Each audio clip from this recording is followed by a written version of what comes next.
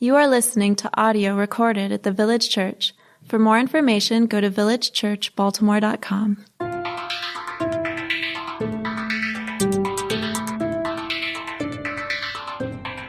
Right now, we are going through a short sermon series on evangelism. It's a 3-week series, and this is our 3rd week. If you missed the first 2, you can find them online on our website. 2 weeks ago, we talked about why we are to do evangelism, because it is God's appointed method to share the good news, that God's determined that He is not going to share the good news primarily through dreams and visions and writings in the sky, but He was primarily going to share the good news through normal people opening up their mouths to share the good news. And last week, we talked about some of the cultural barriers that we face today, especially in America, that prevent us from doing evangelism effectively. Because we live in a culture that is very different from what it used to be. And so we need to understand some of the challenges that we have to face. And today we're going to get practical. How exactly do we do evangelism? Also after service, today we are going to have an evangelism workshop. This is a little bit of an impromptu thing, and so we didn't really announce this before. So if nobody shows up, that's fine. I'll just be workshopping by myself. But if you're interested, basically what's going to go on is we don't have food, so you can just go grab some food real quick and then meet back around noon, and then we'll do, I've led a few random things like this in the past, so I just printed out like 10 pages of stuff, and so we're just going to basically go skim through this and go, what do we want to talk about, and then we'll talk about that. So that's sort of the plan, okay? We're not going to go through all 10 pages. You can keep the 10 pages if you want, though. That's that.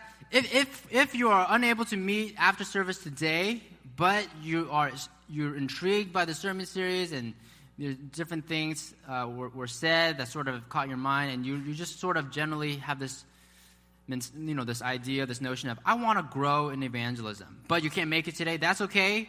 What you can do is talk to me afterwards, or you can fill out a connection card and just say something like, I want to talk about evangelism, or I want to grow in evangelism, or I have some ideas about evangelism, or whatever, and then let me know, and we will do something with whatever you have to share, okay? Whatever you want to do, we can do that. Okay. If you are here today and you are not a Christian, and you're just checking this whole thing out, you're visiting our church, maybe this sermon series has been a little bit strange to you, and I just want to sort of share why we're talking about this. Okay, we're talking about this because many Christians have a little bit of a conundrum, and that conundrum is they've experienced this amazing thing called the gospel, and it's dramatically changed their lives, dramatically changed the way they view things, changed how they live for the better, and it's so amazing that they want to share that with other people. However, they don't know how. They're afraid that they would disrespect people. They're afraid they will offend people, and so they don't know how. So that's why we talk about evangelism. And, it might come across weird, but, if you can think about it as, if you've ever experienced something amazing, okay, politics is one example that comes to mind, okay? So oftentimes when we think about what is inappropriate to talk about in our culture, we think of politics and religion. Those are things that are inappropriate to talk about publicly in our culture. Let's say you used to be a certain way politically, and let's say you start to, be exposed to these new ideas, and you want to share that with people. Sometimes people in this camp, they also have difficulty because they're like, oh, I don't know if it's okay for me to talk about these things with people because I don't want to offend people. I don't want to get on people's bad side. And so there's a little bit of a similar dynamic when it comes to spirituality and faith. In our culture, we've privatized religion and so much that it's so weird to talk about religious things publicly. However, many Christians, we feel strongly that this has changed our lives for the better, and we just want to share that with folks. So that's why we're doing this thing called the sermon series on evangelism today. And today we're just going to dive right into Colossians 4, 2 through 6, and we're just going to go through this passage, and that will sort of be the bulk of our sermon. Starting from verse 2. Continue steadfastly in prayer, being watchful in it with thanksgiving. At the same time, pray also for us, that God may open to us a door for the word to declare the mystery of Christ, on account of which I am in prison, that I may make it clear which is how I ought to speak. Walk in wisdom toward outsiders, making the best use of the time. Let your speech always be gracious, seasoned with salt, so that you may know how you ought to answer each person. The Apostle Paul, he's writing this letter, and he wrote this to the church in the city of Colossae. And most likely, this was several years after this church started. Most likely, there were most of the people there were new Christians, and most likely, most of the people in Colossae were either foreign to the gospel, or they just never heard of the gospel. They don't know much about it. And so it's in that context, Paul is instructing the church how to behave toward outsiders. How to behave toward outsiders. And this is very relevant to us because we live in a very similar dynamic. There are a lot of people in our culture who we are trying to share the gospel with, and many of them also do not know the gospel. And so we're going to break down this passage to 5 different things we need to do, 5 different things, 5 principles that we can take out of this passage in order to do evangelism effectively. Number 1, pray that God would open doors. Paul writes, starting from verse 2, continue steadfastly in prayer, being watchful in it with thanksgiving. At the same time, pray also for us, that God may open to us a door for the word to declare the mystery of Christ. And so this is maybe pretty rudimentary or foundational or basic, but the first thing to know about evangelism is that it cannot happen without prayer. Evangelism cannot happen without prayer. And so before we do anything at all, we need to be praying that God would open up doors. And why do we pray? Well, there's 2 reasons. First off, prayer changes us. Prayer changes us. You know, what I mean by that is I often find that I am more loving and more caring toward the people that I pray for. In fact, if you ever don't like somebody or someone rubs you the wrong way, just pray for them, and soon enough you'll find that you actually will love them quite a lot. Because the more you pray for them, the more God changes your heart for that person. And so when I pray for people who are not Christians, I often find myself loving on them, looking for ways to serve them, looking for ways to have spiritual conversations with them. So that's the first thing prayer does. It changes us. And the second thing that prayer does is prayer changes hearts. Prayer changes hearts. We've been talking about evangelism strategies and all that, but ultimately the effectiveness of our evangelism does not depend on our ability to communicate, on our knowledge of the Bible, on our wisdom or our strategy. The effectiveness of our evangelism depends on God's ability to change hearts. God's ability to change hearts. That is the foundation for evangelism, and therefore we pray that God would intervene, that God would change hearts.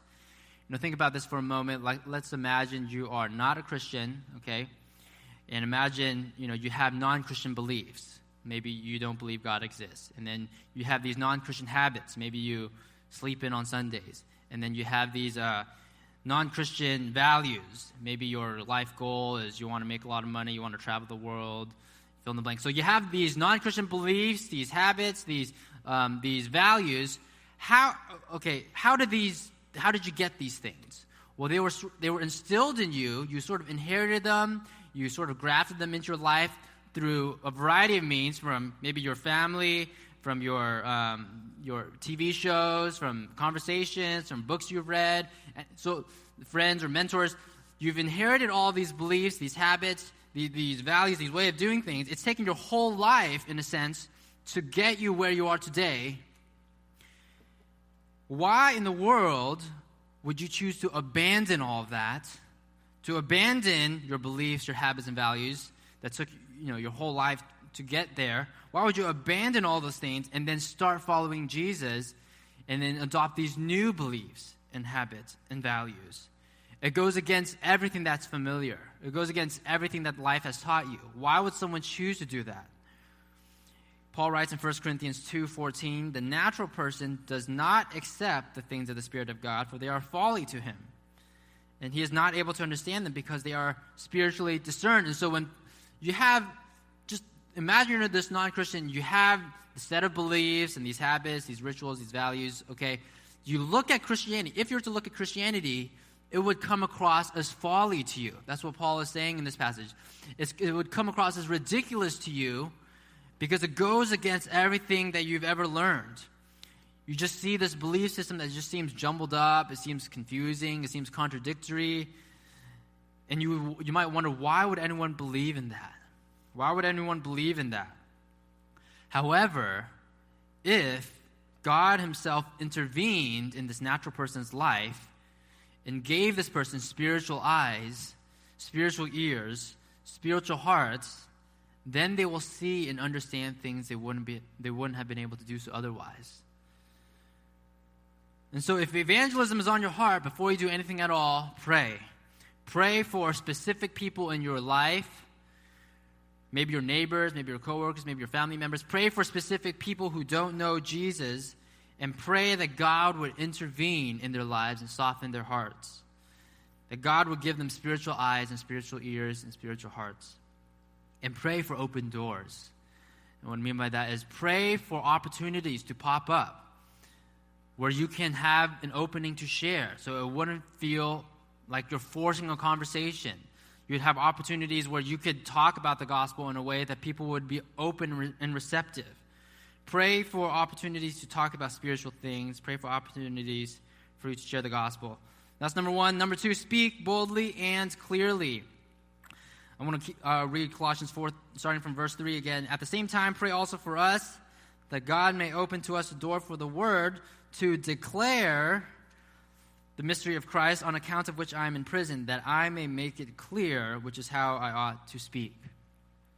Paul, he's stating his intentions. He's praying that God would allow him to declare the gospel, and he's referring to the gospel as a mystery. This is a mystery, and he's saying this task of evangelism is essentially to verbally declare this mystery so that this mystery is now clear, so that this mystery is now understandable. You know, we can talk about evangelism strategies all we want, but at the end of the day, what it really comes down to is we just need to do it. When we need to do it boldly and clearly. You know, sometimes we think, I don't want to do evangelism because I don't want to offend people. You know, and I relate to that, okay? Nobody here, I'm guessing, nobody here enjoys offending people, okay? Nobody enjoys offending people. I don't like offending people. I'm not that confrontational of a person. You know, I don't like conflict. Some of you might know my legal name, my first name is Lawrence. I go by Larry, but on my driver's license, on my birth certificate, it's Lawrence. And one time in 10th grade, I went to the summer camp. And at the summer camp, I signed up as Lawrence. And so I wore this lanyard name tag, Lawrence. And it was 1 month. And this whole month, everyone was calling me Lawrence. And I was so non-confrontational. I so didn't want to offend people. I never corrected anybody.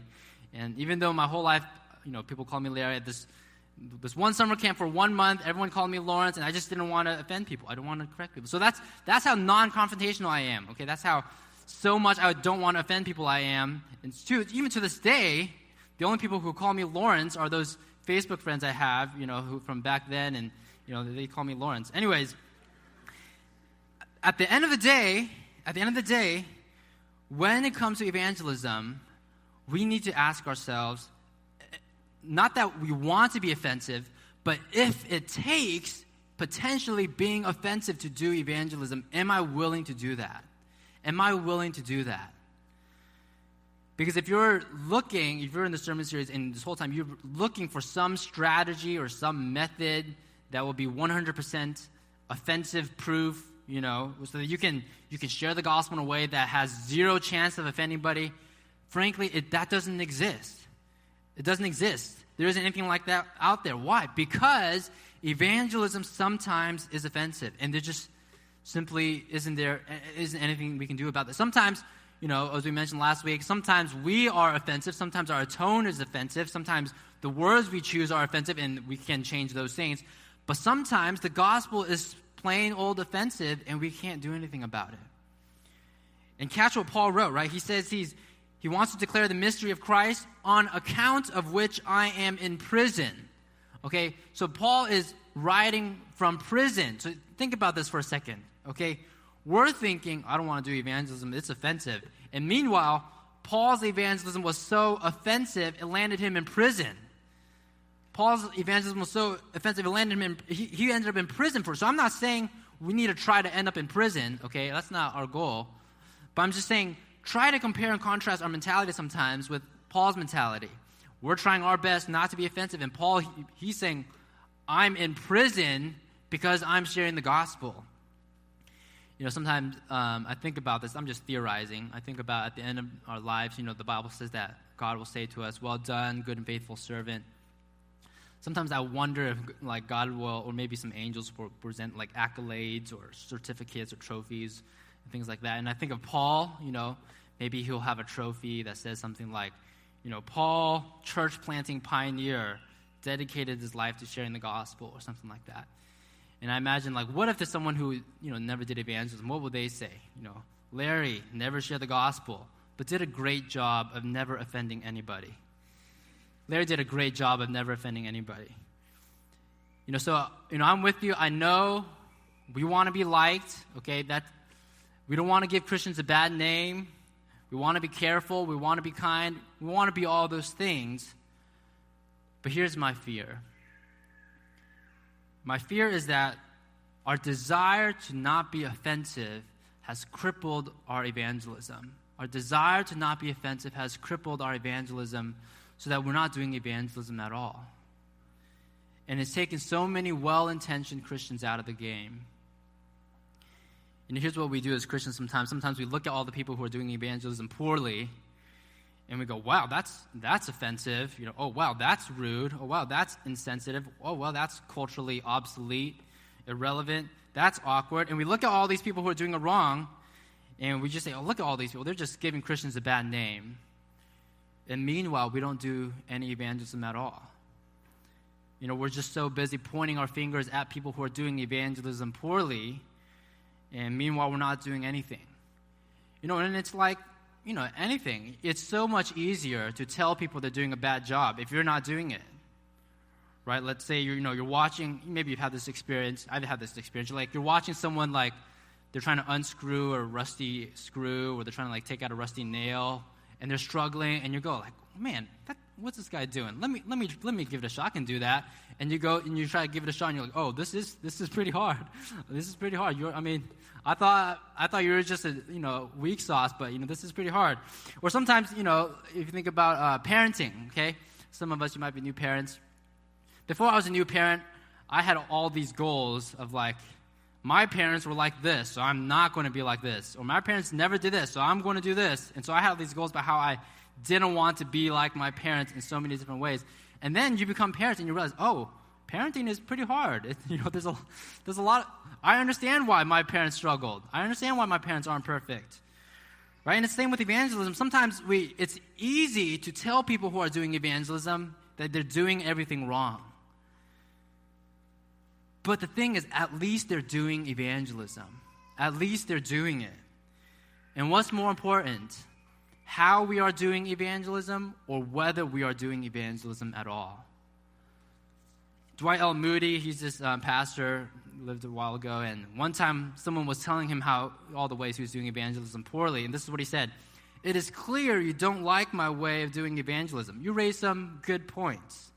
Frankly, I sometimes do not like my way of doing evangelism, but I like my way of doing it better than your way of not doing it."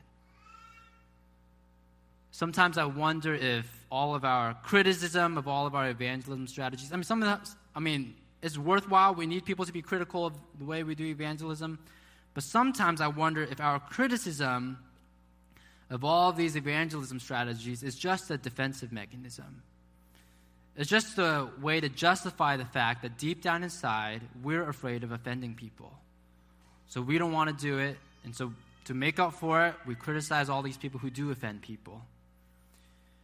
I went through a little bit of this paradigm shift when I was in college, because I didn't really do much evangelism before college.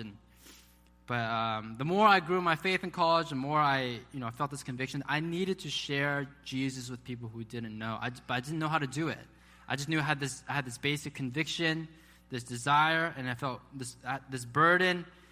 But I was afraid of offending people. But I just sort of came to the point, what? I have to get over this. I just need to do this.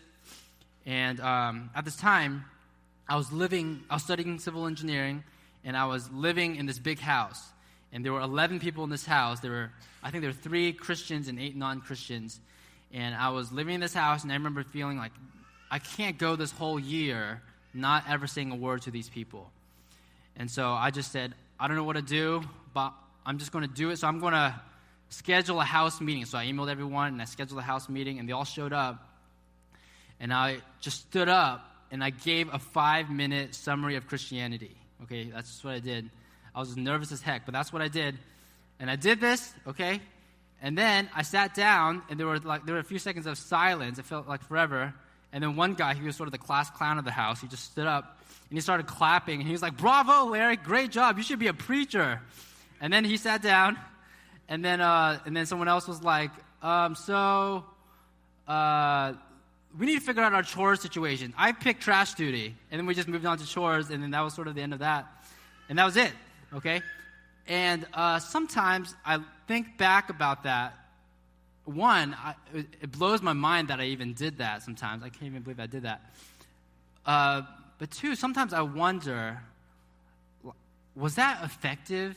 Like, did any of those people's lives change?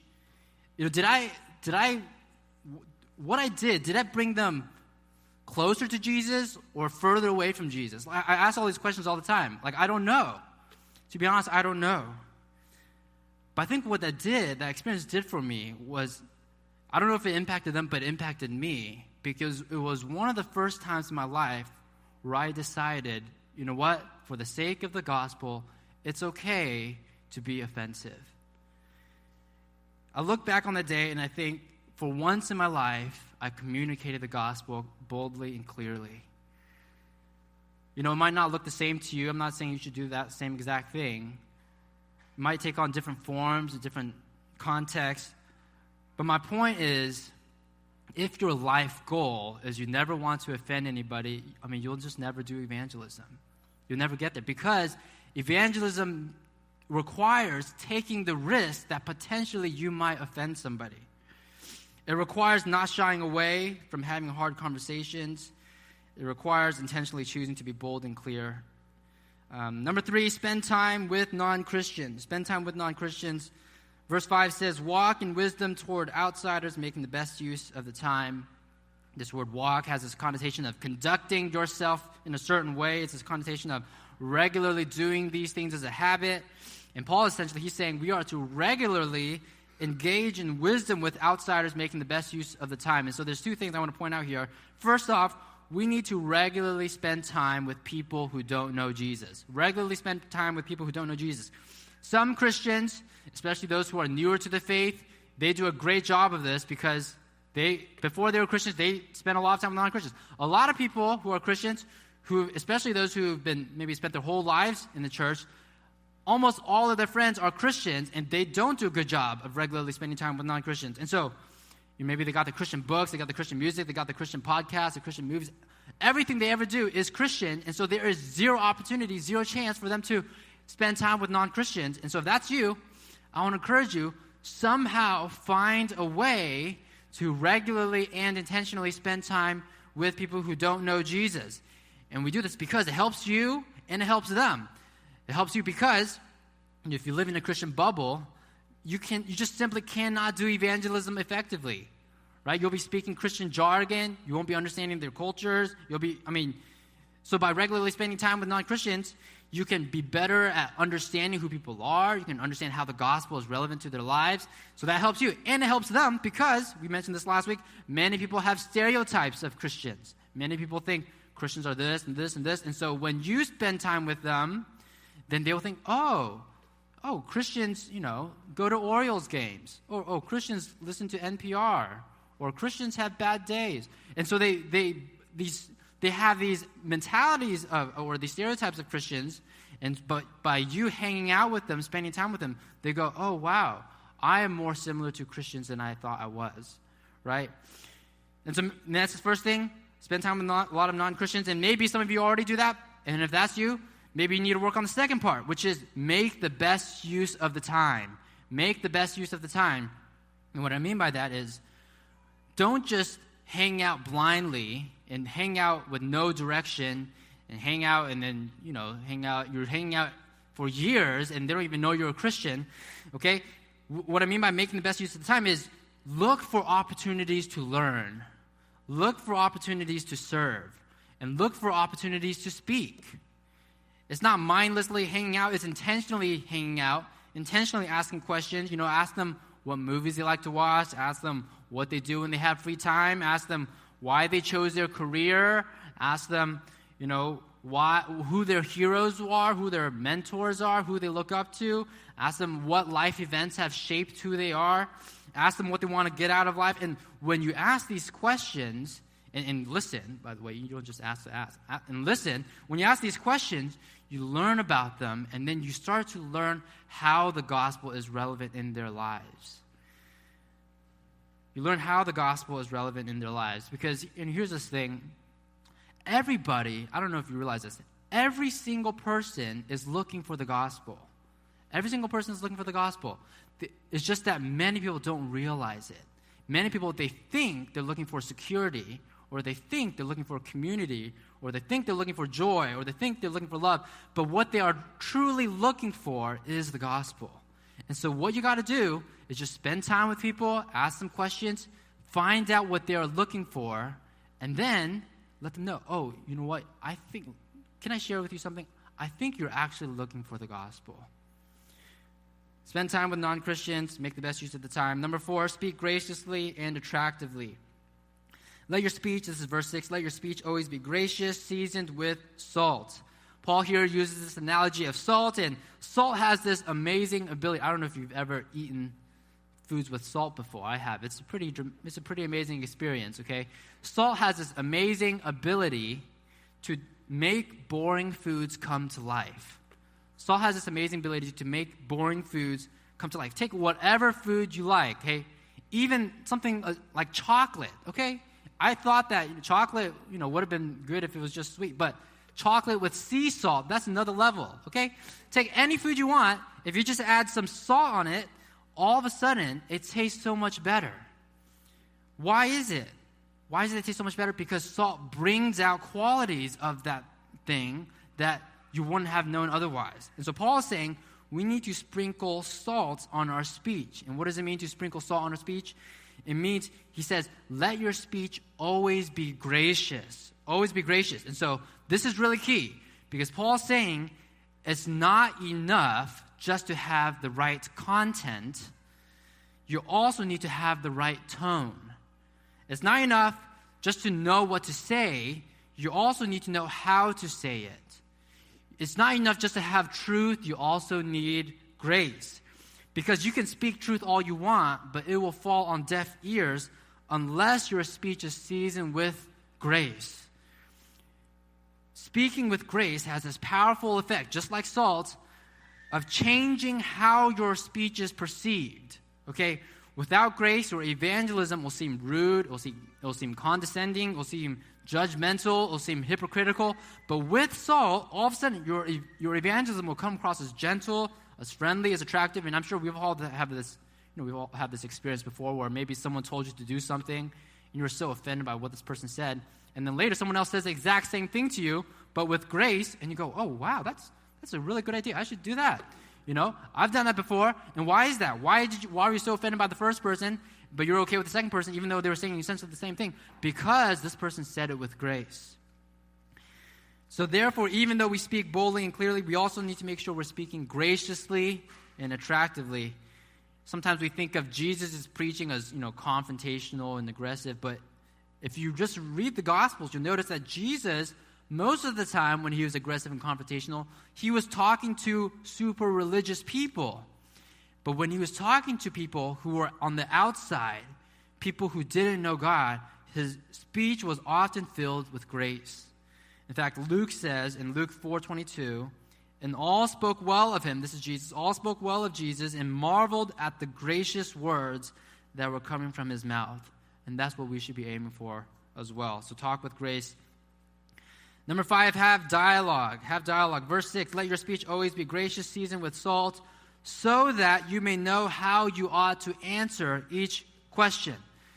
So this is really key because notice how Paul is framing this conversation we're having. Sometimes when we think about evangelism, we're just thinking monologue. We're thinking we need to tell you this thing. Okay, you listen, I talk, I'm going to tell you this thing. And so you listen. But Paul is assuming that they are going to ask us questions. Paul is assuming that he's going to ask us questions. And so this is really important to know about evangelism. If you're giving a monologue and they're not asking a single question, you might not actually be doing evangelism very well. Okay? Evangelism oftentimes is a dialogue. Because if it is a monologue, in our culture, just to be frank, it will come across as if you're trying to implement an agenda, or come across as you're trying to complete a sale, or come across as you're trying to go through a script. And so today, especially in our culture, more than anything else, we need to make sure our evangelism is a dialogue, and there's a back and forth. And you see this in the scriptures as well. You see this a lot. Peter at Pentecost, people ask Peter, what should we do? Or when the conversation with Philip and the Ethiopian, you see, actually, we can read right here. In Philip, in Acts 8. In Acts 8, Philip is talking to this guy. He sees this guy who's an Ethiopian government official, and he runs up to him, starting from verse 30. So Philip ran to him and heard him reading Isaiah the prophet and asked, "Do you understand what you're reading?" And he said, "How can I unless someone guides me?" And catch this. And he invited Philip to come up and sit with him. He invited Philip to come up and sit with him. That's what we're looking for, okay? We're not looking for people who are just minding their own business and they don't care about evangelism or they don't care about the gospel, and we'll just interrupt their lives and just give them this monologue, okay? We're looking for a chance to have conversations so that they are interested. They're inviting you to speak. Part of evangelism is, you see this in the scriptures all the time, part of evangelism is people asking you questions and you answering those questions. So do you catch this? There's a back and forth. This Ethiopian asked a question, invited Philip to join in to the conversation. That's a dialogue, okay? So I just gave these 5 points, okay? So you're thinking about all these things, and you're just thinking, okay, I understand these principles, okay, but how do I start? How do I start? Okay, I understand, okay, I need to spend time with non-Christians, so let's say I'm spending time with non-Christians, okay, what do I do now? Okay, well, I'm just going to give you, this is practical, I don't really have an organized way of doing this, so I'm just going to give you a bullet list of things, okay? There's no formula, okay? There isn't a 100% effective evangelism, kit or whatever, but here's just some tips, just from my personal experience, from books I've read, just from talking to people. Okay, here's just a list. Number 1, let people know that you are a Christian. Let people know that you are a Christian. For many of you, this is a significant hurdle, okay? And it's okay to be honest with that. If you're there, that's fine to recognize that. But at some point, in order to be effective, it has to come out somehow, okay? And here's just some practical ways to let it come out. If someone asks, how was your weekend? Okay, sometimes people ask those questions in everyday life. You can say something like that, something like, it was pretty good. I spent Saturday hanging out with my family, and I enjoyed my church service on Sunday. Okay? You can just drop that, okay? You don't need to push it any further. Just say that. And you're not lying, okay? Hopefully you're not lying, okay? But you're just honestly answering the question, okay? And then maybe they won't catch it the first time. They'll just say, oh, maybe, he was, I don't know, he was just volunteering at a church. But if that happens enough, okay, here's a few other examples, okay? Let's say you have a community group on Wednesday night, and someone goes, hey, are you free to hang out on Wednesday night? Okay, you can say something like, oh, sorry, every Wednesday I hang out with a group of friends from church. Every Wednesday I hang out with a group of friends from church, okay? And what that does is it puts in their mind, oh, this person goes to church, and this person's pretty committed, hangs out every week with this group of friends from church, okay? Or maybe, here's the next level. This is a little bit more extreme, okay? Someone's saying, oh, he's sharing with you, he's going through a tough time, okay? He's struggling with something like that. You listen to them, you ask them questions, you learn about it, and then you can just say something like, wow, that must be tough. I'll definitely be praying for you in your situation, okay? You're not saying anything further. You're not pushing religion down their throats. You're just honestly expressing how you feel, right? But what those things do, okay, is it shows people, or if they didn't know before, that you are a Christian and you take your faith seriously. Is it weird to say those things? Maybe it's weird to say the things, but I think it's just being authentic, right? It's just being authentic. How would someone react if they were friends with you for years, you hung out every week, and then years down the road they find out, oh, you're a Christian? I had no idea. That would come across as really weird. That would be really unauthentic, right? And so what will it communicate if we hang out for years and we never mention Jesus? It will communicate that either you're not authentic or Christianity is not much of a priority in your life. Right, so at some point it needs to come out. Okay, number 2, drop spiritual appetizers. Drop spiritual appetizers, and this concept is from a book called God's Space by Doug Pollock, and it's a great book. It's really short. You can read it in a few hours. But essentially, a short spiritual appetizer is a short personal story that invites spiritual curiosity. A short spiritual story, 2 minutes or less, that invites spiritual curiosity. For example, if there was a time in your life when you didn't go to church regularly or you didn't identify as a Christian, but now you do, okay, that's a short personal story. You can just mention that somehow. If there's an opportunity to mention that, you can mention that, and it invites curiosity. Or maybe if there was a church event that you were a part of and you really enjoyed your time, you just mention that, okay?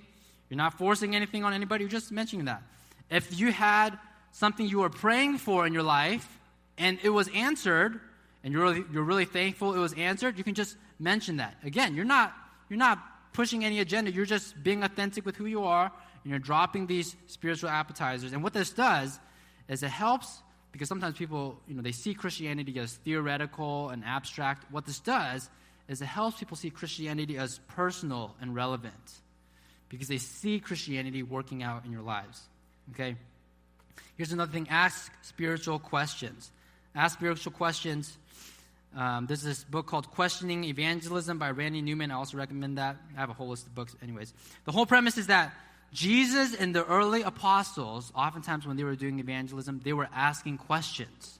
They were asking questions. And so, therefore, we need to ask questions. Questions like, why do you believe that? Or why do you say that? What has your experience with religion been like? What has your experience with religion like? Or if, hypothetically, if God existed, what do you think God would be like? Okay, sometimes evangelism is a one-sided conversation. We talked about that, monologue versus dialogue. And what asking questions does is it invites people to participate, to become active participants in the conversation. But I do want to let you know, if you're asking questions and someone doesn't feel comfortable, doesn't want to talk about it, that's totally fine. Don't push it. That's okay, okay? But sometimes you ask questions and you might find out people are actually willing to talk about it, okay? Another one, find common ground. Find common ground. If someone shares that he or she had negative experiences with church, okay, maybe they grew up in a youth group and they didn't like the church, or you can fill in the blank. And if you ever had any negative experience with the church, maybe some of you have, maybe there's a pastor you didn't get along with, maybe you went to a group and it was really awkward, that you can share that too. And what that does is it gives you common ground, okay? Let's say sometimes maybe non-Christian will say something like, I don't like it when, Christians, they mix church and state. They mix church and politics together. And if you don't like that, you can say that too. You can say, I also don't like it when Christians mix, church and politics together. What that does, okay, is it brings them onto your team. Right? Because sometimes non-Christians, they have this mentality, I'm a non-Christian, I'm on this team, you're a Christian, you're on that team, and so we have these disagreements. But a lot of the times, okay, what non-Christians don't realize is they are in agreement with Christians on a lot of different things, okay? And so what you're doing is you're helping them to see, actually, I'm on your team, I'm on your side, I agree with you, okay? And lastly, highlight Jesus. Highlight Jesus. It's amazing, I hinted at this earlier, it's amazing how desperate people are for Jesus without even realizing it.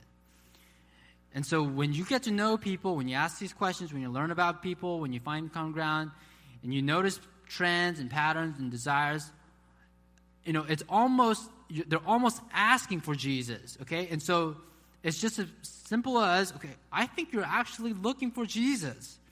For example, you can say something like, you mentioned that you've been turned off by religious people, because religious people, these overly bigoted, judgmental people, and I'm totally with you. In fact, that's why Jesus spent most of his ministry condemning religious people who are bigoted and judgmental. Okay, so what you're doing is You're saying you have this view of religious people, they're bigoted and judgmental. Jesus is on your team. That was a core part of Jesus' ministry. He also was condemning people who are bigoted and judgmental, okay? Here's another example. It seems like it rubs you the wrong way when Christians are legalistic and uptight. And you can say, it's a shame that so many Christians are like that because Jesus definitely wasn't like that. In fact, Jesus' reputation was he was always hanging out at parties. And in fact, his first miracle was he turned water into wine at a party. Okay? And so what you do is sometimes people have this mentality, Christianity, they're just uptight, they're legalistic, they never have any fun. And so you're saying Jesus is on your team. Jesus was fun. Okay? Here's another example. I don't like how religion divides people. Sometimes people say stuff like that. I don't like how religion divides people. And you go, that's exactly right. I agree. I hate it when religion divides people. And that's why I love Christianity, because at the heart of Christianity is a God who became a man to die for his enemies. At the heart of Christianity is a God who became a man to die for his enemies. And there's nothing that unites people than a message like that. Okay? And when you say stuff like this, what it does is it helps people understand that they have these impressions of Christianity, of this institutionalized religion, but they're actually wanting Jesus, and they didn't even realize it in the first place. This is key to highlight Jesus, because so often when non-Christians think about Christian evangelism, they're just thinking, here's this guy, who's doing evangelism, and what he's trying to do he's trying to say, my life is better than yours, so you should be like me. But that's not what evangelism is. Evangelism is not to get people to be like us, it's to get people to be like Jesus. So you want to make sure we're highlighting Jesus. Maybe you're hearing all of this and you're thinking, I don't know if I can do all that. It sounds intimidating. Okay, I broke it down to practical steps, but it still sounds intimidating. That's okay. Ultimately, I want you to know, as Christians, we believe that God loves us no matter what. Regardless of how well or how poorly we do evangelism, regardless of how often we do evangelism, God loves us no matter what, and we are loved by God, not because we are good at saving people, but because God himself is good at saving people. And so if you feel tempted to do evangelism out of guilt or fear, if those are your motivating factors, I just want to give you permission, just rest. Okay? Don't be so worked up over doing these things if you don't feel healthy enough in who you are in Jesus, in God's eyes. Okay? Just slow down. Okay? You don't have to do evangelism this week. Just rest in the fact that Jesus gives you freedom. But maybe some of you are hearing this and you're thinking, okay, this is intimidating. I'm a little bit nervous, but I want to give this a try. I want to share Jesus with people who don't know Jesus. But to be honest, I don't know how effective it will be. I just don't know. I have a lot of doubts. I have a lot of skepticism in this whole thing. And if that's you, welcome to the club. Okay? Welcome to the club. Everybody has doubts. Everyone is skeptical. And everybody has scenarios where you do evangelism and it falls flat. Okay? Think about this. Jesus, the founder of our faith, did evangelism and he was killed for it. Okay? No one is better at evangelism than Jesus. Okay? He did evangelism and he was killed for it. So obviously, sometimes we're going to do evangelism and it's going to fall flat. That's normal. Okay? Sometimes people won't be receptive. That's okay. Sometimes we're so results-oriented in how we do things, and we never want to attempt anything that we know we won't do 100% really awesome at. Sometimes that's how we treat life in general. We're not good at painting. We're not going to paint. We're not good at hammering. We're not going to hammer. We're not good at singing. We're not going to sing. And so that's how we have this mentality. But here's the thing. Evangelism is not about the results. Evangelism is not about the results. And, God never calls us to produce results. All God does, he calls us to open up our mouths and to share the gospel. That's all he does. And God will take care of the results. So we don't need to be afraid that we won't produce good results. All we need to do is be faithful to the calling. And we need to be authentic to the fact that God has changed our lives so that we can share it with others. I want to pray in a little bit, but before we go in there, I'm going to put these two questions up, or the slides team, they can put these two questions up on the board. And during our communion time, I just want you to think about these two questions. Number one, what prevents you from doing evangelism? What prevents you from doing evangelism? Is it fear? Is it pride? Is it anxiety? Whatever it is, ask God to replace that with love. Ask God to replace that with love. Love for God, love for others. And number two, who is God calling you to share the gospel with? Who is God calling you to share the gospel with? Think about all the people in your life who jumps out at you. It might be a neighbor, it might be a friend, it might be a coworker, it might be a family member. Whoever it is, spend some time praying for that person. Pray that God would open up a door for you to share the gospel. And when that moment comes, pray that you would have boldness. Pray that you would have grace to speak. Let's pray. Romans 10:1 says, "Brothers, my heart's desire and prayer to God for them is that they may be saved." Brothers, my heart's desire and prayer to God for them is that they may be saved. God, maybe some of us don't have that heart. Maybe, just to be honest, we feel hard-hearted, or we feel jaded. We feel so skeptical of evangelism that we sort of dismissed it from our minds altogether. We don't think it's for us.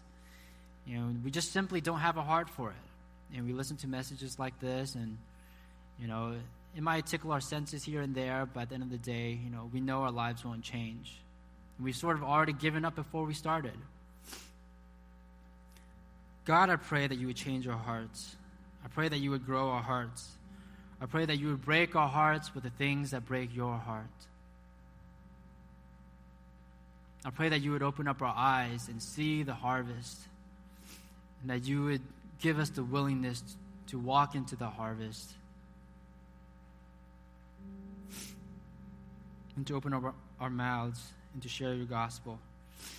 Maybe some of us, we have that heart, we have this conviction, we have this fire, but we still feel nervous, we feel scared, we feel anxious, we feel lack of confidence, and we just feel this extreme inability, this extreme lack of knowledge. We feel unprepared, ill-equipped.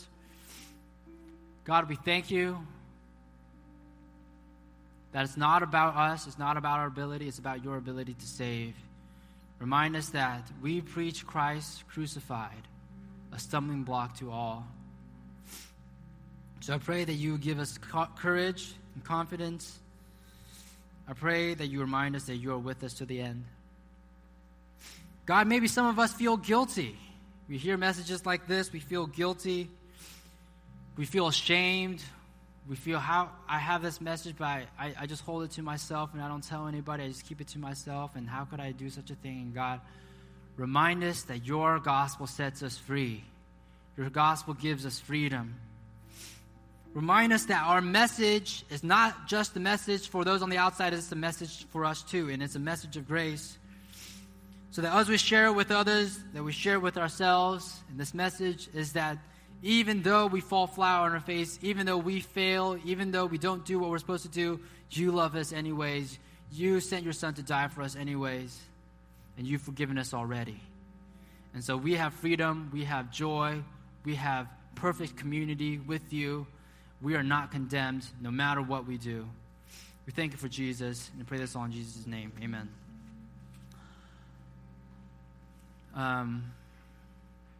Feel free to take some time to think about these two questions on your own, and then when you're ready, come up and take communion. Communion is when we remember the death of Jesus. Take the bread that represents Jesus' body, dip it in the grape juice that represents Jesus' blood shed for us, and remember that Jesus died for us.